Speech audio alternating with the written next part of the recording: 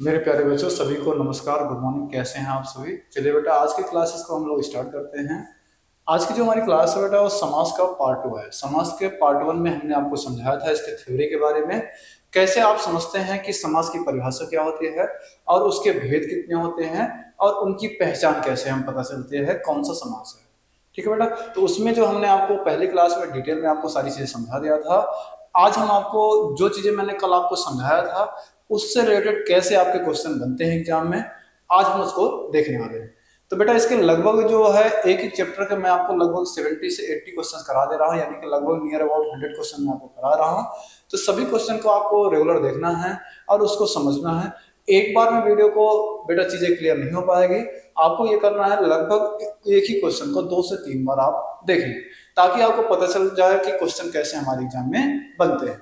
तो चलिए बेटा, आज का स्टार्ट करते हैं। आज हमारा क्लास नंबर 13 है। क्लास 12 तक आपकी हो चुकी हिंदी की, और इस हिंदी की सीरीज में हम आगे बढ़ते हैं।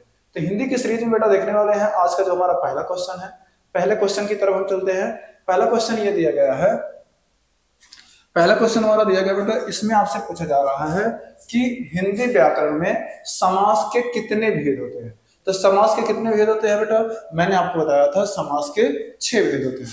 कौन कौन से 6 भेद होते हैं?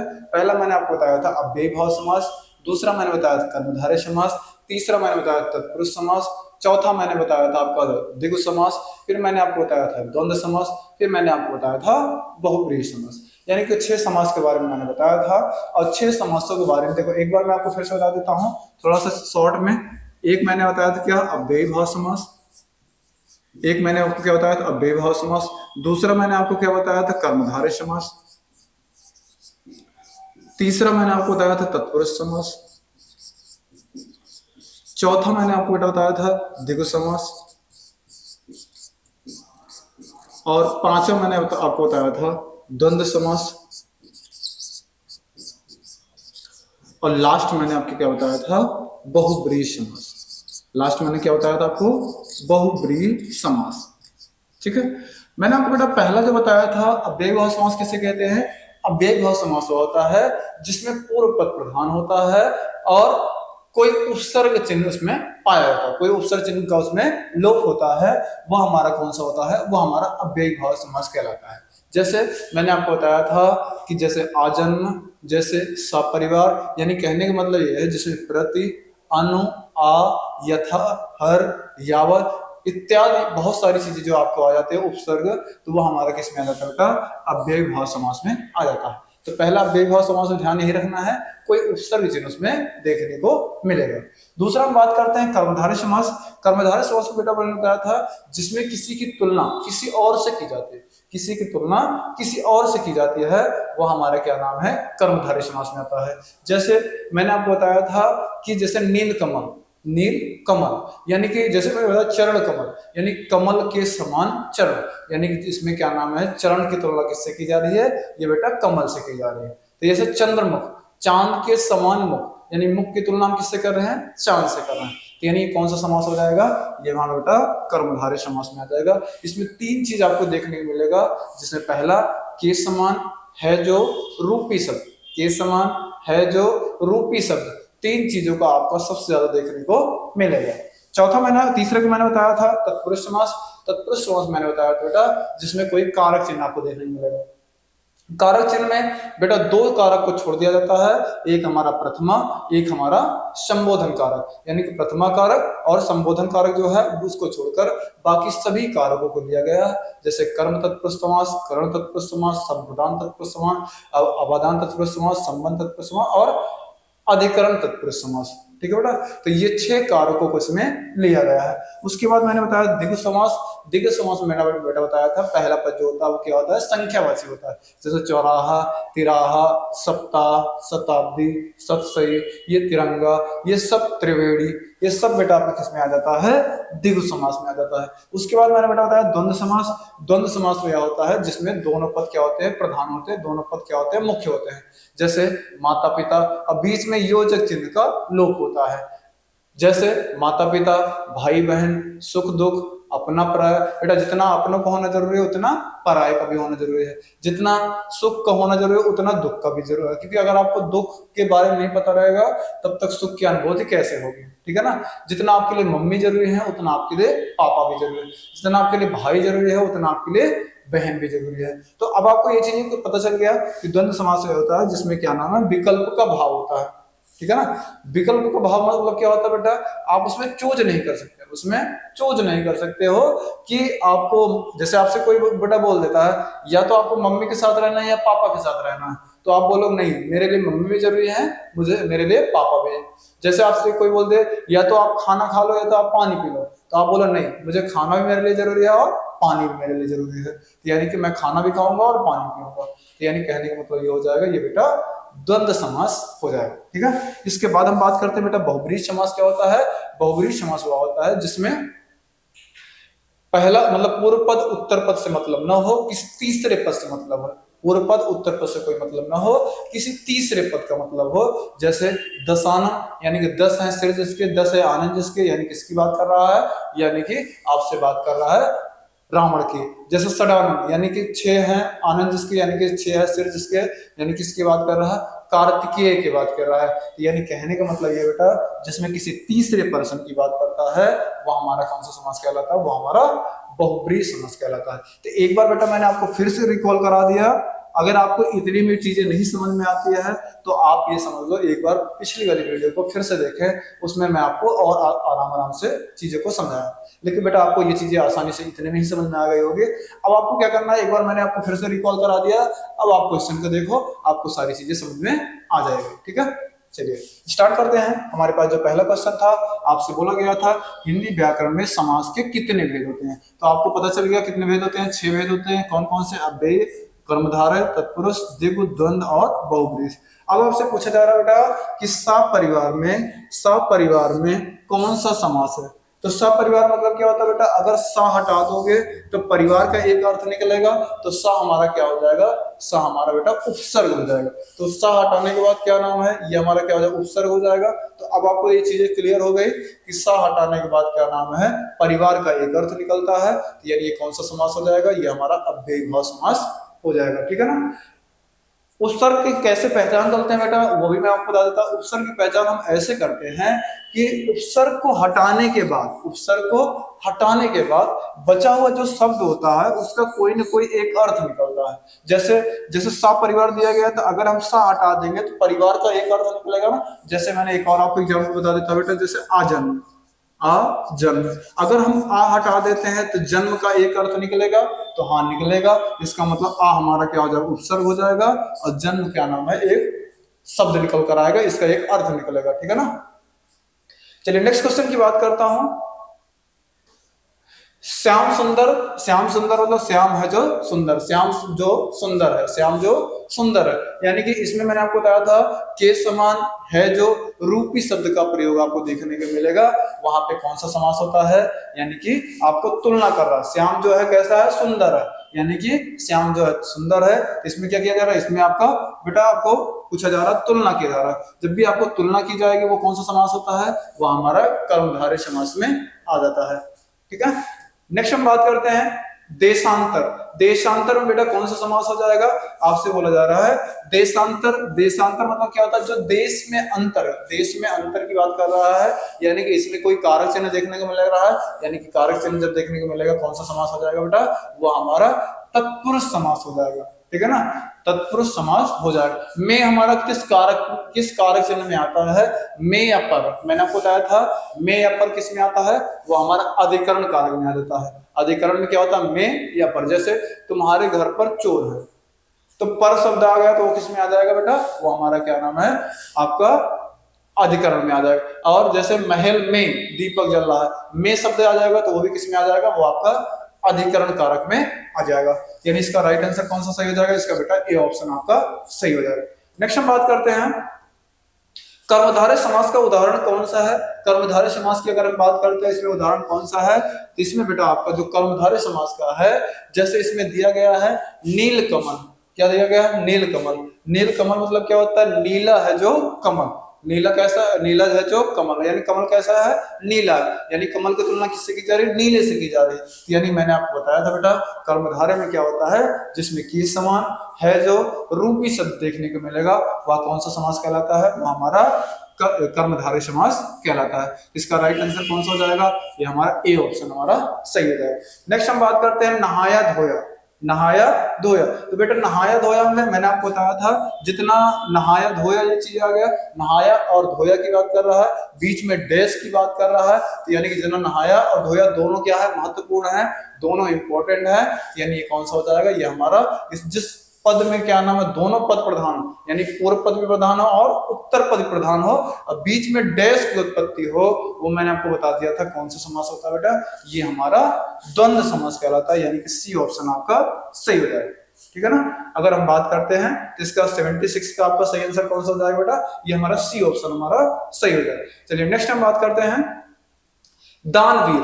ठीक है, दानवीर, दानवीर में कौन सा समास है, दानवीर की अगर हम बात करते हैं तो जो दान करने में वीर होता है, दान में वीर होता है, यानी दान करने में जो वीर होता है, जिसमें क्या नाम है, कारक चिन्ह मिलेगा, वो कौन सा समास कहलाएगा बेटा, ये हमारा तत्पुरुष समास कहलाएगा। तो इसका राइट आंसर कौन सा हो जाएगा, 77 नंबर का, तो 77 का आपका ए ऑप्शन सही हो जाएगा। नेक्स्ट हम बात करते हैं बेटा, इनमें से किस विकल्प में सभी, इनमें से सभी पूछ रहा है, कौन सा द्विगु समास है, इस विकल्प में से कौन सा ऐसा है जो द्विगु समास है। तो अगर बेटा दशानन की बात कर रहा हूं तो यानी कि रावण की बात कर रहा है, यानी ये तो आपको सीधा सीधा गलत हो गया, ये किसकी बात कर रहा है, रावण की बात कर रहा है, तो ये बहुब्रीहि समास में आ जाएगा। त्रिलोचन, इसमें शिव जी की बात कर रहा है, तो ये भी हमारा किस में आ जाएगा, द्विगु समास में आ जाएगा। तो इसमें देखो चतुर्भुज, ब्रह्मा जी के, सप्ताह 7 दिनों का समूह, शताब्दी 100 वर्षों का समूह, यानी कि आपका क्या नाम है, ये आपका बी ऑप्शन आपका सही हो जाएगा। तो यानी पहला पद सप्ताह की बात करते हैं 7 दिनों का, और शताब्दी मतलब 100 वर्षों का, यानी कि क्या नाम है आपका, ये चीजें कहलाएगा। ठीक है ना। तो जिसमें अगर आपसे बात कर रहा है कि पहला पद जो हो संख्यावाची, यहाँ पे 7, यहाँ पे 100 की बात कर रहा है, जहां पे 7 और 100 की बात करेगा तो वो पहला पद क्या है, संख्यावाची, यानी आपको कौन सा कहलाएगा, ये हमारा बी ऑप्शन कहलाएगा। ठीक है।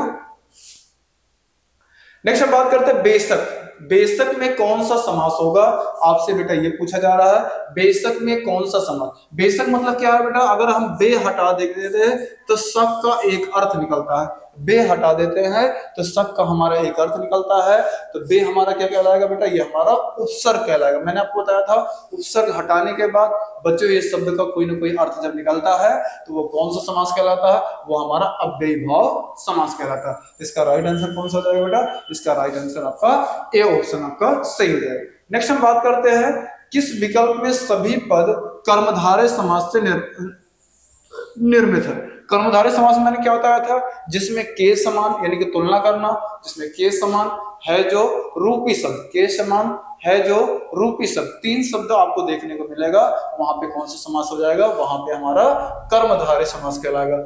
ठीक है। जैसे पुरुषोत्तम, पुरुषों में है जो उत्तम, नील कमल, नील है जो कमल, नीला है जो कमल, यानी इसमें भी तुलना की जाती है। इसमें काली मिर्च यानी कि काली है जो मिर्च, यानी मिर्च की बात कर रहा है। इसमें सब में अगर आप देखते हैं बेटा तो आपका किसकी बात कर रहा है, तुलना की जा रही है, यानी ये कौन सा समास हो जाएगा, ये हमारा बेटा कर्मधारय समास हो जाएगा। ठीक है ना। अब नेक्स्ट हम बात करते हैं सॉरी नेक्स्ट हम बात करते हैं रातों रात। रातों रात में कौन सा समास है, रातों रात की बात करते हैं तो बेटा रातों रात में कैसे लिखा जाए, अगर दिन रात लिखा होता है तो द्वंद्व समास, दिन और रात लिखा होता है तो दिन रात में द्वंद्व समास, लेकिन रातों रात की बात कर दे या दिनों दिन की बात कर दे, जब दोनों सेम लिखा रहता है तो वो बेटा हमारा कौन सा समास कहलाता है, वो अव्ययी भाव समास। क्यों, क्योंकि रात और रात को मिलाने के बाद यानी कि 2 बार रात रात लिखा रहेगा, तो रात और रात को मिलाने के बाद क्या होता है, रातों रात। दिन और दिन को मिलाने के बाद क्या हो जाता है बेटा, दिनों और दिनों दिन। तो आपको ये कौन सा समास हो जाएगा, एक रात, जैसे इसमें रातों रात है, एक रात हटाने के बाद दूसरे रात का एक अर्थ निकलता है, यानी ये कौन सा समास हो जाएगा, ये हमारा अव्ययी भाव समास कहलाएगा। ठीक है। अगर आप सभी लोग को अच्छा लग रहा है ये क्लास, तो एक बार आप सभी लोग लाइक जरूर करें। नेक्स्ट हम बात करते हैं बेटा गौशाला। गौशाला में कौन सा समास है? गौशाला किसे कहते हैं बेटा? जिसमें गाय के लिए जो घर बनाया जाता है, गाय के लिए जो शाला यानी गाय के लिए जो घर बनाया जाता है, तो वो हमारा कौन सा हो जाता है? वो हम उसको हम क्या कहते हैं? गौशाला कहते हैं, ठीक है ना। तो इसमें बेटा के लिए शब्द का प्रयोग, गाय के लिए शाला या गाय के लिए गृह, तो उसको क्या बोलते हैं? गौशाला। तो के लिए शब्द किस में आता है बेटा? वो संप्रदान के लिए होता है। तो संप्रदान किस में आता है? वो तत्पुरुष में आता है, यानी कारक चिन्ह की बात करता है, तो यानी कि संप्रदान तत्पुरुष समास हो जाएगा। जैसे रसोई घर, तो रसोई के लिए घर, तो वो क्या हो जाएगा? संप्रदान तत्पुरुष समास हो जाएगा। तो जिसमें भी बेटा आपको कारक चिन्ह देखने मिलता है वह कौन सा समास होता है? वो हमारा क्या नाम है? तत्पुरुष समास में आ जाता है, ठीक है। चलिए नेक्स्ट हम बात करते हैं बेटा, इलाहाबाद में त्रिवेणी संगम है। त्रिवेणी किसे कहते हैं बेटा? त्रिवेणी किसे कहते हैं? जैसे आपके पास दिया गया है इलाहाबाद में त्रिवेणी संगम है, तो जिसके नीचे अंडरलाइन लगा रहता है बेटा, उसी का मतलब पूछा जाता है, उसका वो कौन सा समास है। अगर हम त्रिवेणी की बात करते हैं तो त्रिवेणी बेटा वो होता है जहां पर तीन नदियों को मिलन होता है, तीन नदियों का जो मिलन होता है उसे हम क्या कहते हैं? त्रिवेणी कहते हैं। जैसे अगर हम बात करते हैं तो यहाँ पे इलाहाबाद में तीन नदियां कौन कौन से मिली हैं? एक गंगा, एक यमुना, एक सरस्वती। तो तीनों नदियों को मिलाकर जहां पर नदियां एक साथ मिलती हैं उसे क्या बोलते हैं? त्रिवेणी बोलते हैं, ठीक है ना। यानी आपका 83 का आपका राइट आंसर कौन सा हो जाएगा? आपका तीन नदियों को मिलन यानी कि द्विगु समास आपका हो जाएगा। तो पहला पद क्या है? संख्यावाची है ना, तीन नदियों का मिलन त्रिवेणी। तीन मतलब क्या होता है? संख्या। संख्या मतलब क्या हो जाएगा? द्विगु समास आपका हो जाएगा, ठीक है। नेक्स्ट हम बात करते हैं बेटा, हमारे पास दिया गया क्वेश्चन कि इनमें से किस शब्द में कर्मधारय समास होगा? इनमें से किस शब्द में कर्मधारय समास होगा? तो कर्मधारय मैंने आपको बताया था बेटा जिसमें किसी की तुलना किसी और से की जाती है, वह हमारा क्या होता है? वह हमारा कर्मधारय समास कहलाता है। जैसे इसमें दिया गया अधमरा। अधमरा मतलब किसे कहते हैं? जो मरे के समान छोड़ना, मरे के समान छोड़ना उसे क्या बोलते हैं? अधमरा बोलते हैं। यानी कि इसमें तुलना, अधमरा शब्द कैसे बनता है? जो हम मरे के समान छोड़ना उसे क्या बोलते हैं बेटा? अधमरा कहते हैं। इसका राइट आंसर कौन सा हो जाएगा? इसका बी ऑप्शन आपका सही हो जाएगा, ठीक है। अब हम नेक्स्ट बात करते हैं। देखो चीजें आपको समझ में आ रही है तो एक बार सभी लोग लाइक करें अगर आपको ये सारी चीजें समझ में आ रही है, और एक बार आप बेटा सभी लोग कमेंट करके जरूर बताना कि किसके कितने क्वेश्चन सही है, ठीक है। चलो नेक्स्ट हम बताते हैं। आपका नेक्स्ट क्वेश्चन दिया गया है, दिए गए शब्द का समास याद कीजिए। इसमें आपसे पूछा जा रहा है गरुड़ ध्वज। गरुड़ ध्वज की बात कर रहा है, यानी कि गरुड़ ध्वज मतलब क्या होता है बेटा? जो ध्वज धारण किया हो उसे क्या बोलते हैं?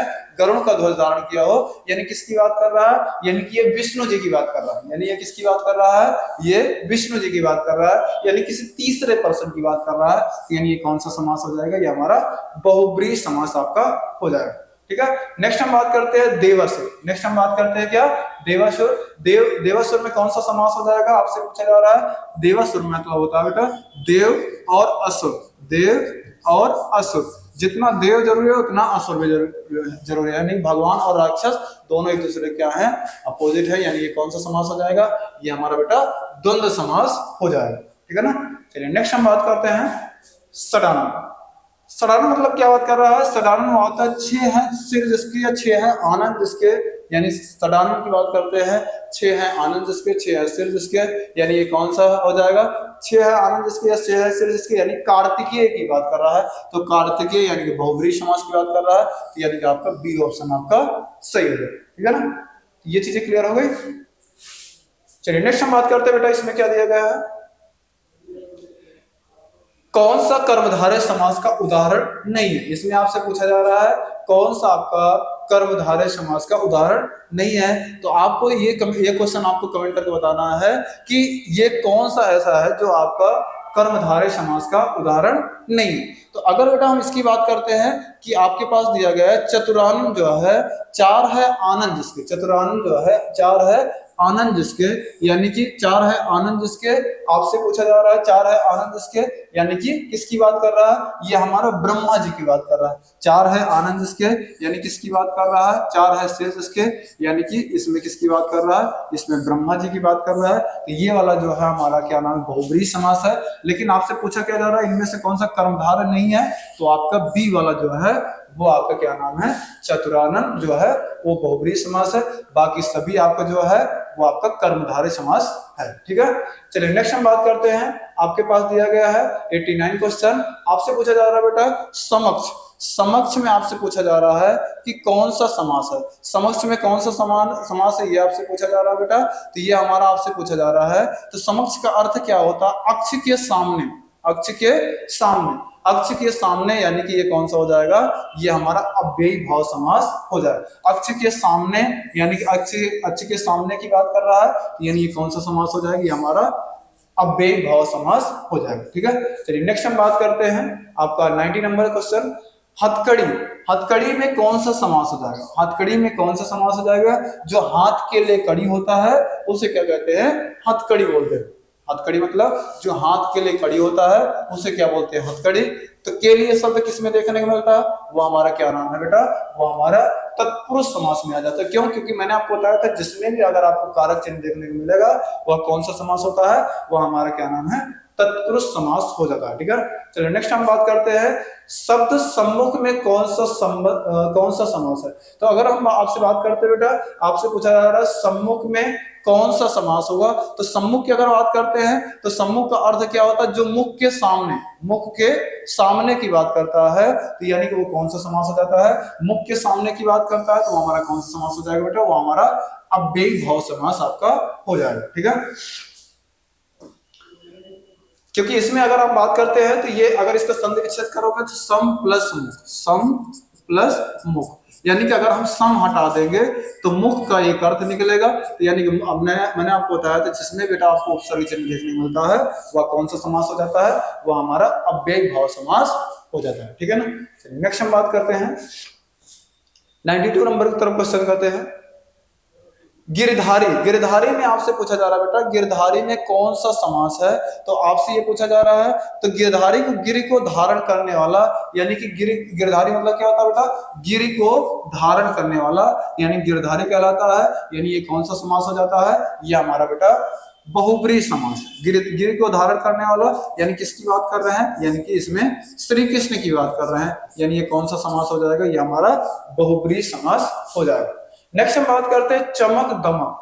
चमक और दमक बीच में आपके डैश भी लगा है, चमक दमक की बात करते हैं, यानी इसमें क्या है, दोनों प्रधान है, यानी कौन सा समास कहलाएगा, ये हमारा बेटा द्वंद्व समास कहलाएगा, क्योंकि इसमें दोनों पद क्या है, मुख्य हैं। अब बीच में आपका योजक चिन्ह देखने को मिल रहा है। नेक्स्ट हम बात करते हैं घनश्याम। घनश्याम मतलब आपसे बात कर रहे हैं घनश्याम का अर्थ क्या होता है, तो घनश्याम का बेटा अर्थ ये होता है, घनश्याम का आपको बेटा अर्थ क्या होता है, आप लोग एक बार कमेंट करके बताइए इसका आंसर क्या होगा, घनश्याम का अर्थ क्या होगा।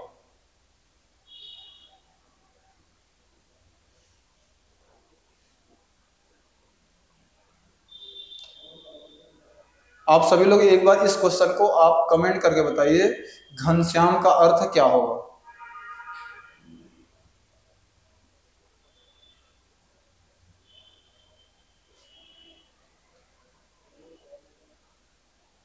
बताइए बेटा घनश्याम का अर्थ क्या होगा। इस क्वेश्चन को आपको कमेंट बॉक्स में बताना है कि इसका आंसर क्या आएगा, ये आपके लिए क्वेश्चन है। इसको आपको बेटा कमेंट बॉक्स में बताना, एक क्वेश्चन की आंसर मैंने आपको दिया, आप सभी लोग एक बार कमेंट करके बताना, कल के वीडियो में हम आपको बताएंगे इसका आंसर क्या होगा। ठीक है, चलिए नेक्स्ट हम बात करते हैं बीचों बीच। बीचों बीच मतलब क्या होता है, बीच प्लस बीच, बीच प्लस बीच। मैंने आपको जैसे कल बताया, अभी इसके पहले वाले क्वेश्चन बताया था रातों रात, वैसे दिनों दिन, वैसे बीचों बीच। जब ऐसे क्वेश्चन आपको देखने कभी भी मिलेगा तो बेटा आप क्या करोगे, जैसे आपके पास ये दिया गया है तो बीच को एक हटाने के बाद एक बीच का एक अर्थ निकलता है, यानी कौन सा समास हो जाता है, ये हमारा बेटा अव्ययी भाव समास हो जाता है। ठीक है ना, नेक्स्ट हम बात करते हैं 96 नंबर की तरफ चलते हैं, तिरंगा। तिरंगा शब्द में कौन सा समास है, तिरंगा शब्द में कौन सा समास है, यानी इसमें किसकी बात कर रहा है, तिरंगा मतलब क्या ना, तीन रंगों का समूह की बात कर रहा है, तीन रंगों की बात कर रहा है।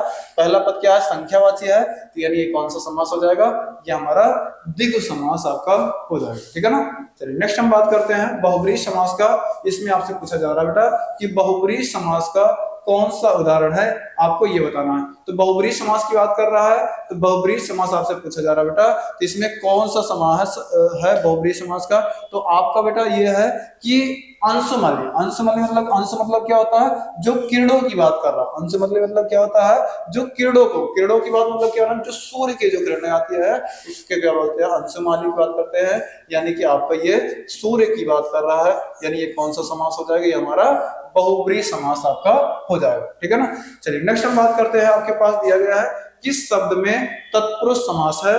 किस शब्द में तत्पुरुष समास है। तत्पुरुष समास मैंने क्या बताया था, जिसमें क्या नाम आपको कोई कारक चिन्ह देखने को मिलेगा, वह कौन सा हो जाएगा, वह हमारा तत्पुरुष समास कहलाता है। ठीक है ना। तो इसमें बेटा दिया गया है जैसे मधुमक्खी, यानी कि मधु की मक्खी, मधु की मक्खी, यानी कि ये कौन सा समास हो जाएगा, ये हमारा तत्पुरुष समास आ जाएगा, जिसमें का किया जाता है, यानी कि संबंध हो जाता है।